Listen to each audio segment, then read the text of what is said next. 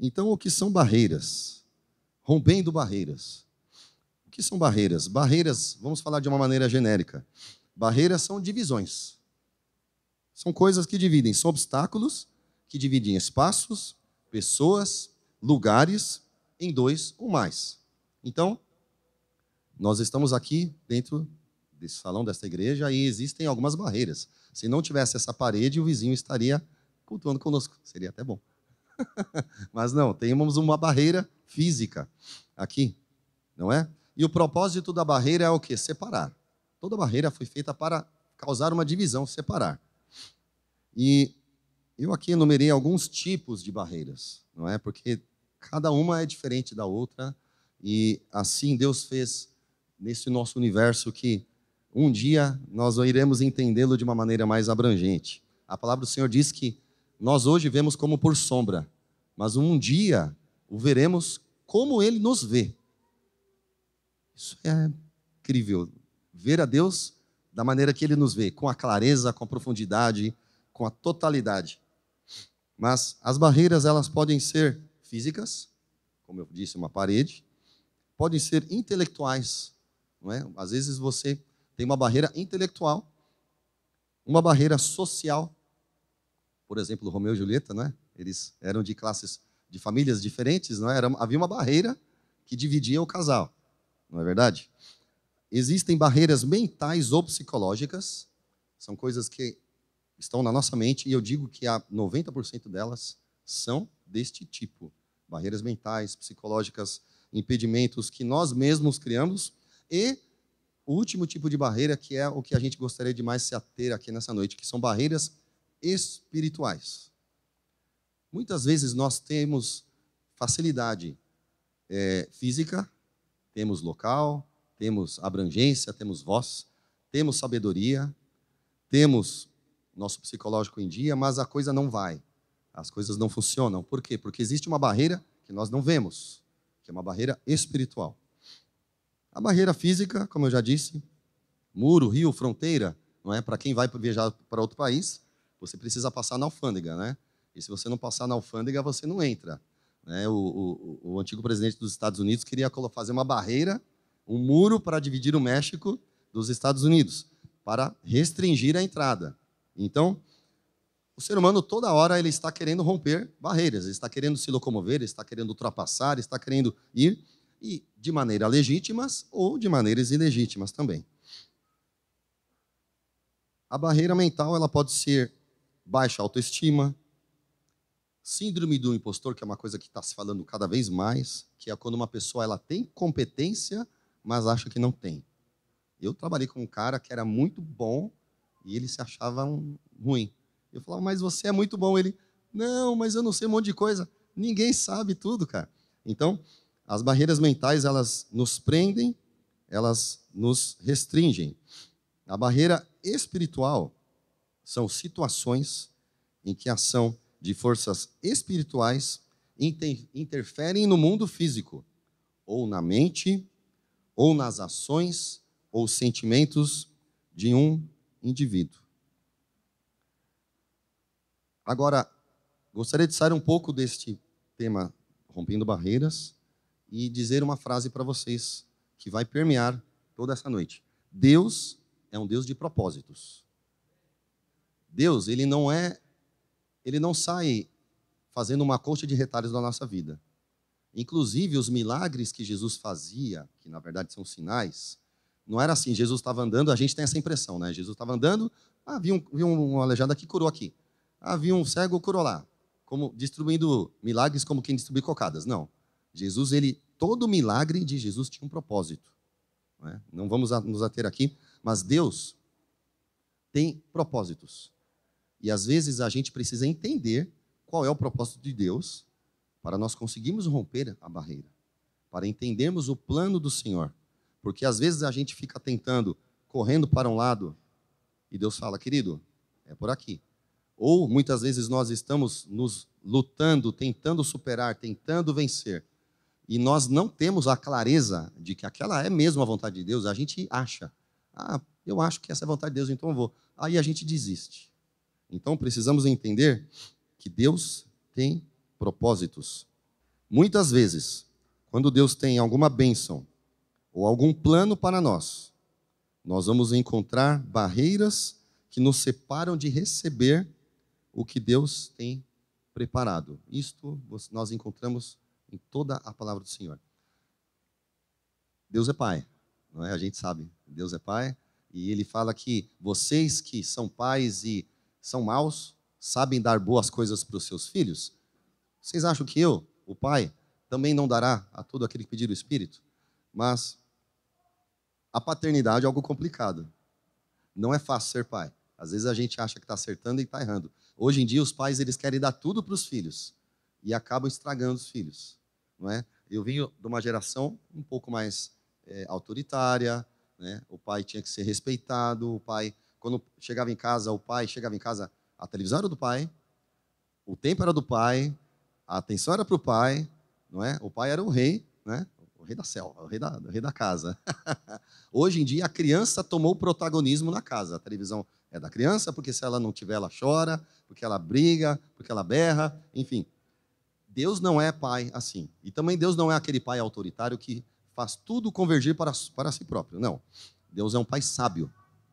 Deus é um pai que ele treina o filho. Que ele fala, você quer? Você vai ter que lutar. Tem coisa que ele realmente dá de graça. Tem coisa que Deus dá assim que não tem como a gente nem falar. Mas muitas vezes, irmãos, temos que fazer a nossa parte. Temos que nos esforçar, temos que provar o nosso valor para nós mesmos, porque Deus já sabe? Deus já sabe o nosso valor. Você não precisa provar seu valor para Deus.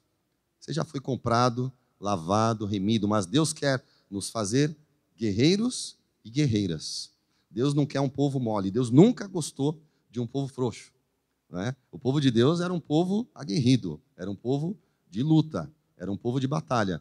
Então, a gente pensa assim, né? Quem muitas vezes conhece o Evangelho, e o Evangelho acaba sendo uma tábua de salvação para os seus problemas. Né? E muitas pessoas vão para o Evangelho, buscam a Deus por causa de um casamento, por causa de uma doença. Amém.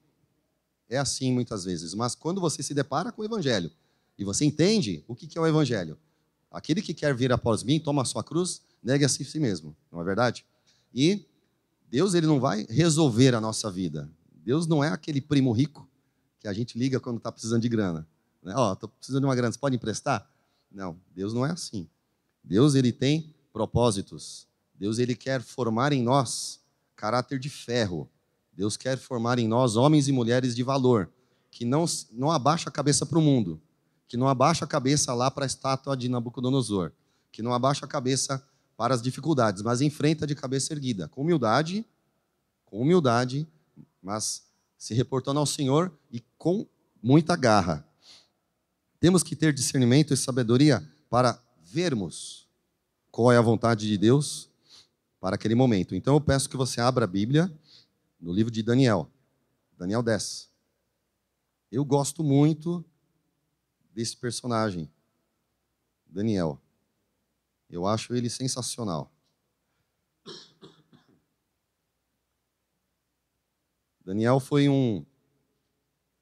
uma pessoa inspiradora. Aqui é o Daniel depois, aqui. Daniel 10. Daniel, se você não sabe, vou falar bem brevemente, ele era um jovem, ele era um rapaz que fazia parte da nobreza. A Bíblia não fala exatamente qual título ele tinha, de onde ele vinha, de que família, mas ele era um homem, um rapaz vindo da nobreza, estudado, inteligente, de boa família, e ele foi escolhido para servir ao rei. Foi dois reis, foi Ciro e Nabucodonosor, tá certo? Então, eu gostaria de saber, quem gostaria de ler? Você vai ler do versículo 1 até o 14, Daniel 10, do 1 ao 14. Daniel, ele teve uma visão, primeiro ele recebeu uma orientação do Senhor e ele começou a orar, para ter discernimento, entendimento daquilo. Só que ele orava e a oração não era respondida, e ele continuou orando. Orou. É comum falar, vamos fazer a oração de Daniel, né? A oração dos 21 dias, não é verdade? São 3 semanas. E muito se fala, já desde a década de 90, nos anos 90, isso entrou em voga nas igrejas, batalha espiritual. Não é? Batalha espiritual, muita gente fala a respeito disso. Eu tenho uma visão um pouco mais ortodoxa do que é essa batalha espiritual, porque Daniel não estava preocupado com o que estava acontecendo no mundo espiritual. Daniel estava preocupado que Deus estava tardando em responder. Deus não estava respondendo e ele fez o quê? Ele manteve a sua posição. E o que acontece conosco? Muitas vezes, a gente começa a orar por algo. Vou voltar à questão do pai. O filho pede uma coisa, meus filhos, eu não compro mais brinquedo para eles. Eles brincam um dia, no próximo já não quer nem saber. Então eles falam, pai, compra isso aqui. Ah, eu compro. Não vou comprar porque amanhã não quer mais. Quantas orações a gente não fez? Pede agora, no outro dia a gente nem lembra mais o que a gente pediu. A gente não está mais querendo aquilo, sabe? Aquilo não é tão importante para a gente, não é? E Daniel, ele começou a orar de maneira específica, querendo revelação, querendo entender, e ele não parou de orar até que ele recebeu. E nesse meio tempo, ele nem tinha noção de que estava tendo uma guerra muito grande. E não é de demônio que fica lá na encruzilhada, não. Era do rei da Pérsia, era príncipes e principados e potestades de países. A guerra estava sendo num nível assim, alto escalão espiritual. Mas Daniel estava preocupado com isso? Ele sabia disso? Duvido que ele sabia. A Bíblia fala que ele continuou orando, inclusive ele estava na beira do rio. Ele não estava nem orando naquele momento, nem fazendo nada assim de espiritual. Ele estava na beira do rio, e enquanto ele estava lá, o céu foi aberto para ele, alguma coisa aconteceu, que as pessoas que estavam ao redor dele fugiram, porque eles não viram, a Bíblia fala que eles não viram, somente Daniel viu, mas eles ficaram aterrorizados pelo quê? Eu não sei se foi pela presença, se foi pelo fato de Daniel ter desfalecido, mas enfim, o anjo ele veio, e começou a transmitir a Daniel aquilo que ele havia pedido no primeiro dia. E o que o anjo falou? Desde o dia que você começou a orar, eu vim em resposta. Não demorou 21 dias para Deus responder a oração de Daniel. Então, quando a gente ora, pede alguma coisa, irmãos, quando a gente tem um obstáculo, tem algo que a gente sabe que é vontade do Senhor, e aí está um ponto muito importante. Sabe por que muitas vezes a gente não ora o suficiente? Porque a gente não tem a convicção de que aquilo é vontade do Senhor. Então a gente para. Eu vou começar a orar. Eu tive uma experiência muito forte com Deus em 2018. Eu comecei a orar por 3 pessoas. Eu falei, Deus, eu vou orar todos os dias até elas virem para cá. Pode demorar 1 ano, 2 anos, 3 anos, pode demorar o tempo que for. E Deus, ele não foi de mim, eu não falo isso assim, porque Rogério é espiritual, não. Isso é muito raro acontecer. Mas Deus me colocou uma vontade, um ânimo e uma certeza de que Ele queria aquelas pessoas lá. Eu tinha certeza que Deus queria. Como eu tinha certeza? Eu não sei, mas eu tinha essa certeza. Deus me deu essa certeza. Eu comecei a orar. Passou 6 meses, veio uma. Passou outros meses, veio outra. Depois veio a terceira. Por quê? Porque eu sabia a vontade de Deus e eu permaneci orando até Deus responder. Daniel, a mesma coisa. Então, irmãos, muitas vezes a gente não consegue romper aquilo que está à nossa frente. A gente não consegue passar para o próximo nível, não conseguimos ter vitória, porque a gente desiste. E a gente desiste assim, meio, sabe, a gente faz que está orando e Deus fica olhando e fala, você não toma uma posição. A gente não toma uma posição firme. A gente vai levando em banho-maria. Vou convivendo com o problema, vou aceitando. Deus sabe de todas as coisas. Essa frase é terrivelmente mal usada por nós, até por mim. Não é? Então, temos algo no nosso coração, a gente começa a orar, daqui a pouco a gente já não está mais afim de... A gente não está nem crendo mais que Deus está querendo aquilo. Então, eu creio, segredos, se há que há segredos, é a gente, primeiro, orar para descobrir a vontade de Deus. Irmão, você acha que a vontade de Deus pode ser mudada por alguém? Quando Deus quer uma coisa, você acha que isso vai acontecer ou não? Vai, não vai? Então, a gente precisa descobrir a vontade do Senhor. Nós sabemos que uma das vontades do Senhor é que este lugar fique cheio. Que muitas pessoas do bairro, da rua aqui, venham e ouçam a palavra do Senhor e sejam salvas. Porque as pessoas estão indo para o inferno e não estão nem vendo. Não estão sabendo. A gente sabe disso. Só que a gente sabe disso em um nível intelectual. Em um nível, eu sei. Mas a convicção, ela só é alcançada na oração. Só vamos ter convicção quando a gente botar o nosso joelho no chão e orar, e orar, e orar, e orar, para descobrir a vontade do Senhor. Depois que descobrimos a vontade do Senhor, a gente começa a orar, orar, orar, para ela ser cumprida em nossas vidas. Porque a gente não consegue gás, a gente não tem ânimo, se a gente não tem convicção do que Deus quer. Daniel tinha. Primeiro foi ele revelado, logo nos primeiros capítulos, no primeiro versículo fala isso. O obstáculo que Daniel estava tentando transpor em oração era um obstáculo espiritual. Muitas vezes oramos por algo que sabemos ser vontade do Senhor, mas por falta de insistência, não recebemos a resposta. E a insistência, irmão, a gente só consegue insistir em algo quando a gente quer muito, ou quando o Espírito Santo está nos impulsionando, está nos dando gás. E a obra do Senhor, ela não dá para ser feita na carne, não. Você vai um tempo, vai um mês, vai 6 meses, 1 ano. Por isso que muitas pessoas desviam. Porque elas são convencidas em seu intelecto que tem que jejuar, tem que orar, tem que ir para a igreja, tem que ser um bom dizimista, tem que ser um cristão, tem que dar testemunho, tem que parar com o pecado. Aí chega uma hora que o mundo ele começa a se avolumar e se o Espírito Santo não nos mover, a gente para. E esses obstáculos todos, eles começam a ficar muito grandes, muito grandes, muito grandes, e Deus começa a ficar pequeno, pequeno, e é por isso que muitas pessoas desviam.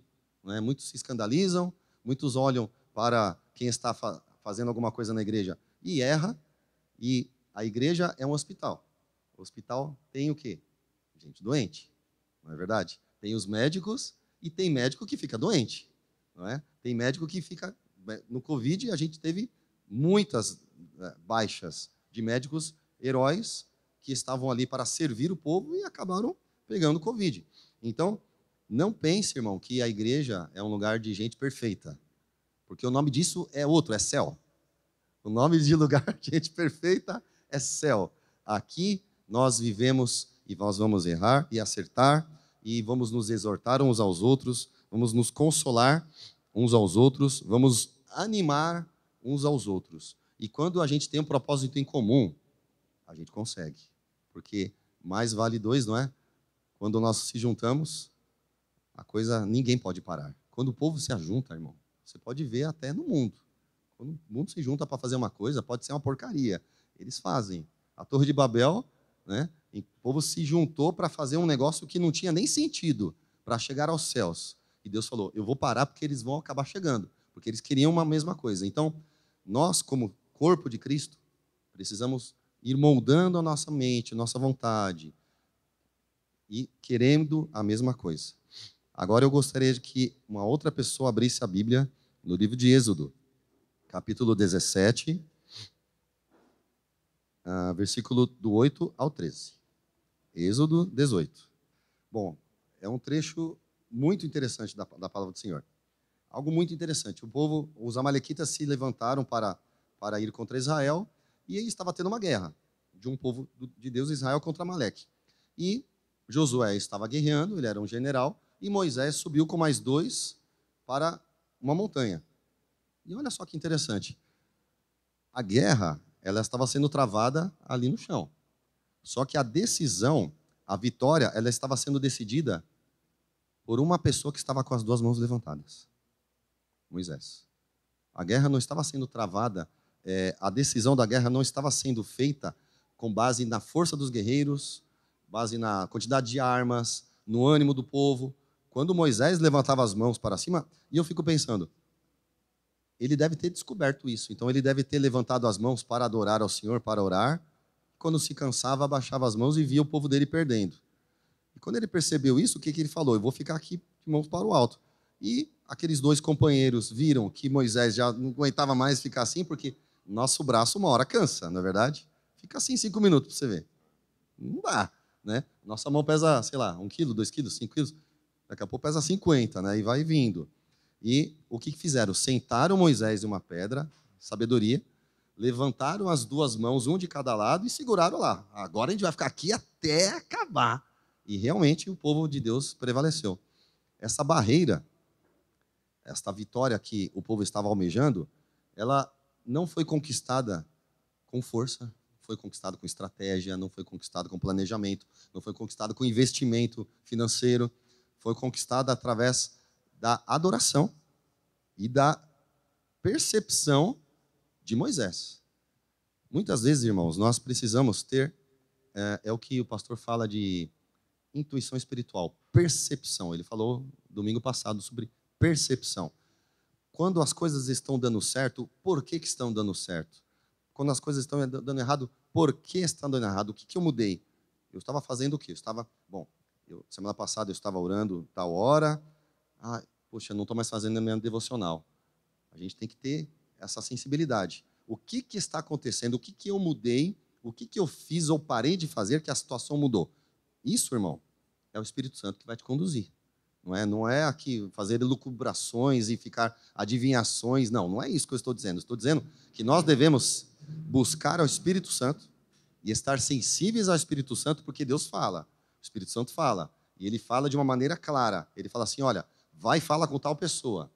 Uma vez eu estava orando, eu estava em um período de avivamento na minha vida, um período muito gostoso, e eu estava ajoelhado, eu falei, Deus, não é possível que só eu estou passando por isso, né? Por essa bênção. Ele falou, fala com o Ricardo. Mas foi assim, na hora, né? Vendo meu coração. Na hora eu parei e mandei mensagem para o Adriano, cara, me manda o celular do Ricardo aí, eu não tenho. Né? Aí ele passou o celular do Ricardo, falei, Ricardo, está acontecendo isso comigo, eu estou lendo Hebreus, papapá. Ele falou, Rogério, comigo está a mesma coisa, eu estou lendo o mesmo texto, estou tendo a mesma experiência com Deus. Então, Deus, ele quer nos dar percepção, intuição espiritual. Não é, sabe, eu não estou querendo dizer que a gente tem que fazer da vida espiritual uma mística, não é isso. A voz do Senhor, ela é poderosa, mas é suave. Deus, ele fala não pelos cotovelos. Deus fala através da palavra dele, e Deus busca homens e mulheres sensíveis à voz do Espírito Santo.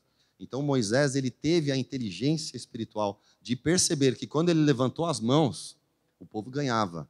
Quando ele baixava as mãos, o povo perdia. É uma coisa física que estava atingindo o mundo espiritual, mas Deus estava fazendo aquilo, Deus estava ensinando, Deus estava mostrando que nem sempre a vitória vem, né, com base na nossa força. Então, isso também tem... Você já deve ter ouvido falar sobre gestos de adoração. Né? Tem um irmão na igreja, eu não vou falar o nome, mas vocês vão saber quem é, que ele faz coreografia o tempo todo. Ele adora o Senhor, né? O que a música fala, ele usa gestos para adorar ao Senhor. Isto é um jeito dele, um estilo dele, Deus colocou no coração dele. Não é que a gente tem que copiar, mas é lindo de ver isso. Gestos de adoração que fazem com que o nosso corpo fale aquilo que está dentro do nosso coração. Então, quando a gente está adorando ao Senhor, sabe, muitas vezes a gente não precisa ficar ali naquele espírito de contrição, naquela coisa, sabe, levanta as mãos para o céu, bate palma, dá glória a Deus. Nós ainda somos um povo pentecostal, né? A gente acredita no mover do Espírito Santo de Deus, não restringimos, não é? Nós somos um povo educado, um povo respeitoso, um povo que tem temor, mas um povo livre. Então, eu e você precisamos nos desvencilhar da timidez. A Bíblia fala que os tímidos não herdarão o reino dos céus. Eu era muito tímido. Eu nunca me via falando em público. Nunca, nunca. Deus, e não foi eu que... Deus, ele vai trabalhando na nossa vida. Então, nós precisamos entender que esses gestos, essas atitudes no meio do louvor fazem diferença. E às vezes é preciso você começar a bater palma, você levantar suas mãos para o céu e adorar ao Senhor com todo o nosso ser. Quem está entendendo, diga glória a Deus. Então, mais uma barreira que foi vencida com base na percepção do que Deus estava fazendo, de como Ele estava agindo. Nós temos a mente de Cristo. A palavra do Senhor é que nós temos a mente de Cristo. Então, precisamos usá-la. A gente vive muito no automático. A gente vive muito no automático. A gente precisa parar e falar assim, Espírito Santo, para que lado eu vou? Eu vou contar brevemente um testemunho de um pastor que ele foi convidado a pregar numa igreja no Canadá. Ele chegou no aeroporto, um outro pastor pegou ele para levar à igreja, 1 hora de antecedência. A igreja era 15 minutos do aeroporto e ele se perdeu. Isso foi na época que não tinha Google Maps, nem Waze, nem nada disso. E eles perdidos, rodando em Toronto. Faltava 10 minutos para começar o culto. Aí o pastor, era um pastor sênior já, um pastor mais antigo, falou, encosta. Aí ele falou, já vou tomar uma bronca. Aí ele encostou e o pastor de trás falou, Espírito Santo, o Senhor me trouxe aqui para trazer a palavra. Por favor, nos conduza à igreja. E ele falou assim, vai, direita, sobe aquela ponte, vira esquerda, vira aquela rua, é aqui. Aí ele olhou, não, mas não é aqui, aqui não tem nada. Ele parou no fundo da igreja, porque o endereço da igreja era aquele. E a frente da igreja era do outro lado.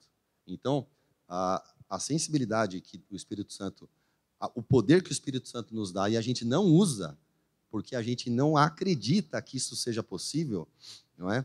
É muito grande. E nós perdemos de ter experiências com Deus por querer fazer tudo na força. Tudo, né? Não está dando certo, vamos lá. Temos que parar e perceber o que aconteceu que estava tudo correto e foi mudado. Algumas vezes você recebeu um presente na sua casa, veio alguma coisa que não era do Senhor. Às vezes entrou alguém na sua vida. Às vezes você mudou um comportamento que você tinha de melhor para pior. Ou às vezes as coisas começam a melhorar e você tem que persistir. Não é? Você começa a orar de madrugada, você começa a fazer devocional que você não fazia, e você começa a ver que Deus trabalha. Tem mais um último trecho que eu gostaria de ler, que é Josué, do capítulo 6, ao versículo 1 ao 5. Josué 6, de 1 a 5.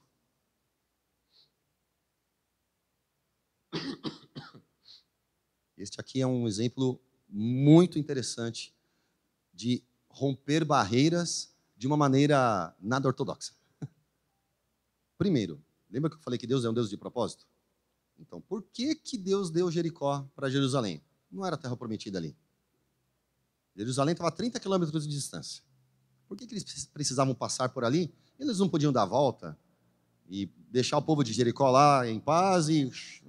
Canaã é um pouco mais para frente. Primeiro, Deus, ele queria um povo para si. Ele não queria um povo que tivesse influência externa. Um povo que vivesse... até hoje o povo judeu ele é muito criticado porque ele é um povo muito fechado. Eles não fazem negócios com pessoas que não são judias, eles não se casam, eles têm comércio, eles têm a comida dele, eles são muito fechados, muito isolados. Sempre foram assim. E é assim que é para serem mesmo. A Bíblia os orienta a ser assim. E Jericó estava muito perto. Então Deus sabia que mais para frente eles iam ter um adversário que iria os confrontar. Então Deus falou o seguinte, vocês vão e eu já vou dar esse lugar para vocês não ter problema lá na frente. Não é? Nem sempre uma barreira física é vencida com força física. Olha só, nem sempre uma barreira física é vencida por força física. Encarar a vida de maneira materialista nem sempre nos conduz à vitória. Ao mesmo tempo que encarar tudo como sendo espiritual, somente espiritual, também não é sábio. Nós precisamos encarar e olhar as coisas de maneira inteligente, segundo a luz da Bíblia. Então, vamos supor que eu tenho... Meu filho, ele começa a dar problema na escola. Ele começa a ser arrogante e dar problema na escola. Aí eu, Senhor, tira esse espírito de rebeldia do meu filho, em nome de Jesus. É errado orar assim? Não. Só que se você não corrige seu filho, querido, duvido que Deus vai ficar lá falando, colabora comigo que eu colaboro com você. Né? Então, há barreiras físicas que se atuam de maneira física. E há barreiras físicas que não é de maneira física. Olha que loucura. Deus falou para quê? Para eles ficarem dando volta na cidade e depois dar um grito. Que loucura é essa? Não é? Só que o que isso quer dizer? Que Deus ele quer que nós creiamos nele, que nós confiemos nele, que sejamos obedientes a ele. E não só a ele, mas a liderança. Porque Deus não falou com o povo. Deus falou com Moisés, com Josué. O povo podia falar assim, Josué, você está gagá. Você está louco, não vou fazer isso. Então, irmãos, aqui eu vejo um exemplo de obediência à liderança, não apenas obediência a Deus. Porque o povo poderia muito bem falar, ó, Josué, você não está com nada, ó, vamos fazer aqui vamos ver aqui um esquema diferente. Mas não. Tudo aquilo que Josué se propõe a fazer, seja estratégias militares, né, porque Josué ele era um general, ele não era um sacerdote, ele era um cara de guerra, ele era, né, um cara que para ir para cima. Mas ele foi treinado por Moisés a ser um homem espiritual e a ouvir a voz de Deus. E o povo confiou e falou, Josué está falando, vamos obedecer. Então, muitas vezes, a gente não rompe a barreira, por quê?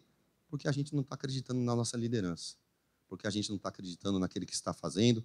Porque, às vezes, aquilo que o líder, o pastor, sei lá quem, parece loucura. Mas não é assim que funciona, não é desse jeito. Eu sei como é que é para fazer, porque... Não, irmão, vai lá, pega a selga e planta ela de raiz para cima, porque Deus está aprovando a nossa obediência. Deus está aprovando a nossa integridade, Deus está aprovando a nossa confiança nele. Bom, e vocês sabem o que aconteceu com Jericó. As muralhas caíram, não é? E foi mais uma afirmação da liderança de Josué e mais uma afirmação de que Deus, ele não precisa muitas vezes de meios físicos para fazer obras até no meio físico, não é? Então, às vezes a gente pensa assim, eu estou doente e Deus vai me curar de uma maneira milagrosa. E Deus pode fazer assim.